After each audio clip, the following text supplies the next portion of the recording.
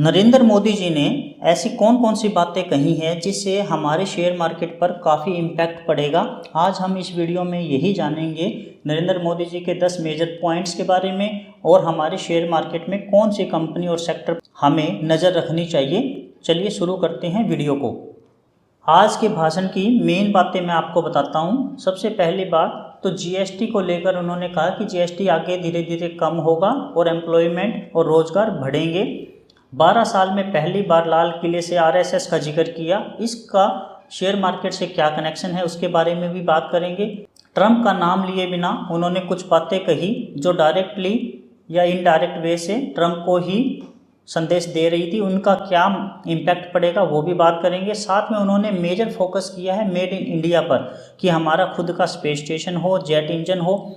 तो ऐसे माहौल में हमें कौन सी कंपनीज पर नज़र रखनी चाहिए, चलिए शुरू करते हैं। सबसे पहले बात करते हैं, अमेरिका चाहता है कि मक्का, सोयाबीन, सेब, बादाम, एथेनॉल जैसे सामान पर टैरिफ कम करने और अमेरिकी डेयरी उत्पादों को भारत में ज़्यादा बेचने की अनुमति दें। एक्चुअल में अमेरिका चाहता है कि उनके जो डेयरी प्रोडक्ट है वो इंडिया में ज़्यादा से ज़्यादा आए और उनके ऊपर इंडियन गवर्नमेंट कम से कम टैक्स ले। लेकिन मोदी जी कहते हैं कि भारत के किसान, पशुपालक, मछुआरे हमारी सबसे बड़ी प्राथमिकता है। इससे जुड़ी किसी भी अहितकारी नीति के आगे मोदी दीवार बनकर खड़ा है। इसका क्या मायने है दोस्तों? एक्चुअल में अगर अमेरिका से डेयरी प्रोडक्ट भारत में आने लगे तो हमारे जो लोकल किसान हैं, पशु पालने वाले हैं, डेयरी प्रोडक्ट जो वो बनाते हैं, उनको कंपटीशन झेलना पड़ेगा और उनके प्रोडक्ट की जो खपत है वो धीरे धीरे कम हो सकती है कंपटीशन की वजह से और उनको मार्जिन भी कम से कम मिलेगा। इसके लिए मोदी जी स्पष्ट मना करते हैं कि हम ऐसा कोई काम नहीं करेंगे। इसका शेयर मार्केट की कंपनीज पर क्या असर पड़ेगा? जो हमारे एग्रीकल्चर और डेयरी प्रोडक्ट्स से रिलेटेड सेक्टर में जो कंपनीज अच्छा कर रही हैं उनके ऊपर बड़ी पॉजिटिव खबर है, उनको डर नहीं है क्योंकि इंडियन गवर्नमेंट उनके साथ है। साथ में उन्होंने एक बात कही कि हमारे देश में मोटापा बहुत बड़ी समस्या है, लोग घरों में 10% कम तेल का इस्तेमाल करें। इसके क्या मायने हैं शेयर मार्केट के अकॉर्डिंग? दोस्तों, 2 मेजर पॉइंट्स हैं।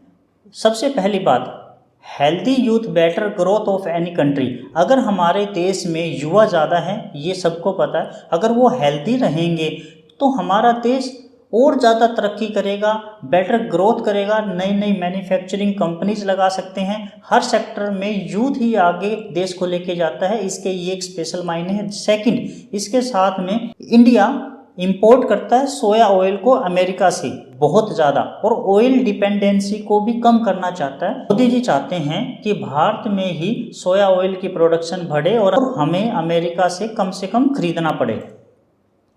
अब जीएसटी रिफॉर्म की बात उन्होंने कही है कि हम दिवाली पर बहुत बड़ा तोहफा देने वाले हैं और 23.5 करोड़ नौजवानों को रोजगार देंगे।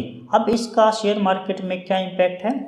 अगर हमारे टैक्स रेट कम हो जाते हैं और साथ में हमारे युवाओं को अगर नौकरी मिल जाती है, रोजगार मिल जाता है, तो वो ज़्यादा अर्न कर पाएंगे, ज़्यादा सेविंग कर पाएंगे, ज़्यादा इन्वेस्टमेंट कर पाएंगे।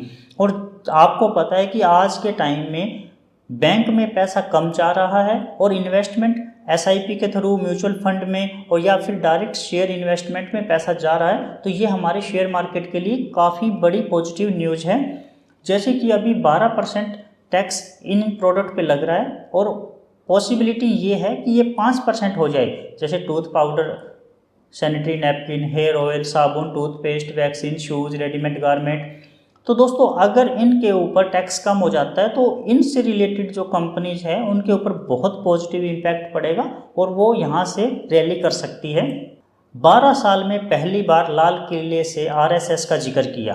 दोस्तों, इसका शेयर मार्केट से मैं आपको कनेक्शन बता देता हूँ। सबसे पहली बात तो किसी भी इकोनॉमी में अगर स्टेबल गवर्नमेंट है तो उसका पॉजिटिव इम्पैक्ट शेयर मार्केट पर रहता है। और आपको पता है अभी करंट में बीजेपी रूल्ड कर रही है कोलैबोरेशन के साथ में, अदर पार्टी के कोलैबोरेशन के साथ में बीजेपी पार्टी अपनी सरकार चला रही है और आरएसएस और बीजेपी के बीच में भी कुछ ना कुछ कन्फ्लिक्ट रहते हैं, ये कभी ना कभी सुनने में हमारा आ जाता है। तो इससे मोदी जी पूरी इंडिया को और स्टॉक मार्केट को एक मैसेज देना चाहते हैं कि आरएसएस और बीजेपी एक ही हैं।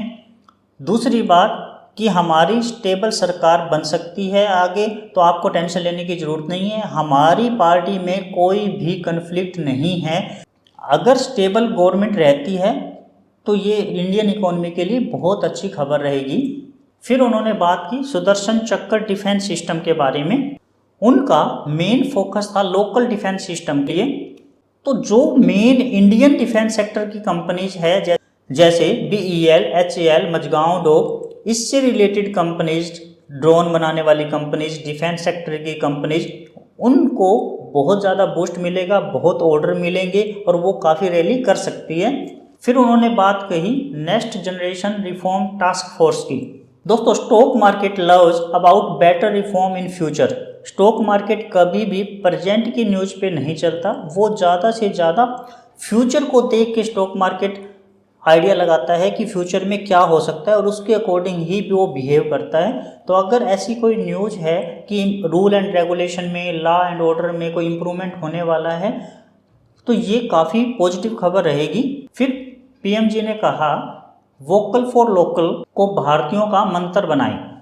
उन्होंने ज़्यादा से ज़्यादा कोशिश यही की कि लोकल कंपनीज, लोकल मैन्युफैक्चरर ज़्यादा से ज़्यादा तरक्की करें, ज़्यादा से ज़्यादा प्रोडक्ट बूस्ट करें, ज़्यादा से ज़्यादा सेल परचेज करें। इससे क्या इफ़ेक्ट पड़ेगा? एक तो हमारा इंडियन रुपीज़ स्ट्रॉन्ग होगा, हमारी डिपेंडेंसी ग्लोबल पे कम से कम रहेगी, दूसरे देशों पर कम से कम रहेगी, और जो लोकल कंपनीज बनाने वाली मैन्युफैक्चरिंग कंपनी है उनको काफ़ी बूस्ट मिलेगा, उनके स्टॉक काफ़ी अच्छा कर सकते हैं। साथ में उन्होंने कुछ बातें और भी कही, national deep exploration for oil and gases, one day there will be our space station, make in India fighter jet engine, EV and solar energy को भी बूस्ट करने की उन्होंने बातें कही। तो ये सभी बातें इंडियन स्टॉक मार्केट के लिए बहुत पॉजिटिव है और उनसे रिलेटेड कंपनीज के लिए भी एक अच्छी खबर है। अब ऐसे कौन कौन से स्टॉक्स हैं जिन पे हमें नज़र रखनी चाहिए, जिनमें हम इन्वेस्टमेंट कर सकते हैं? दोस्तों, ये जितनी भी बातें कही हैं, ये एक दिन में ऐसा कुछ नहीं होने वाला कि एक दिन में ही कोई ऑयल एंड गैस एक्सप्लोरेशन हो जाएगा या डिफेंस सेक्टर में बहुत ज़्यादा स्ट्रॉन्ग हम कुछ बना लेंगे या एक ही दिन में हमारा कोई स्पेस स्टेशन बन जाएगा। ये दोस्तों सालों की बात होती है, और जब हम इन्वेस्टमेंट की बात करते हैं तब हम लॉन्ग टर्म ही सोचते हैं, कम से कम 2 साल, 5 साल, 7 साल के बारे में सोचते हैं। तो ऐसी कौन कौन सी कंपनीज है जिन पे हमें नज़र रखनी चाहिए? स्टॉक्स और रीजन्स मैं साथ में बता रहा हूँ आपको। Reliance Industries, ONGC, Coal India, BPCL, GAIL, Oil India, Gujarat gas, Indraprastha gas, IOC। जब नरेंद्र मोदी जी ने ऑयल एंड गैस एक्सप्लोरेशन की बात की तो ये कंपनी लीडर है अपने सेक्टर में, तो इन पे हमें नज़र रखनी चाहिए। कोई स्टॉक आपको अच्छा लगे या कभी कभी मार्केट टूट जाती है तो आप इनमें थोड़ा थोड़ा ऐड कर सकते हैं।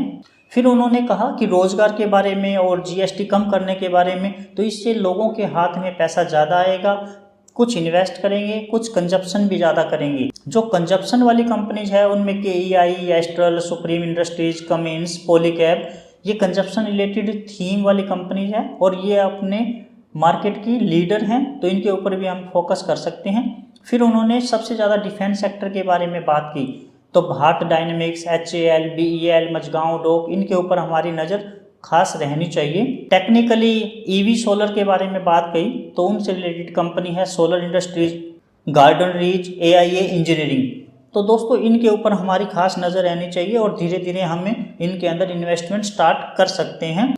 अब मैं आपको मेरा पर्सनल व्यू बता देता हूं और आपको कौन से सेक्टर पर ज़्यादा नज़र रखनी चाहिए वो भी मैं आपको बता देता हूं। जो लिस्ट हमने अभी बनाई है, इसके अलावा अगर आपको कोई ऐसा स्टॉक समझ में आता है जो डोमेस्टिक कंजप्शन करते हैं और डोमेस्टिक मैन्युफैक्चरिंग वाली कंपनीज हैं, उनके ऊपर आपको फोकस करना है।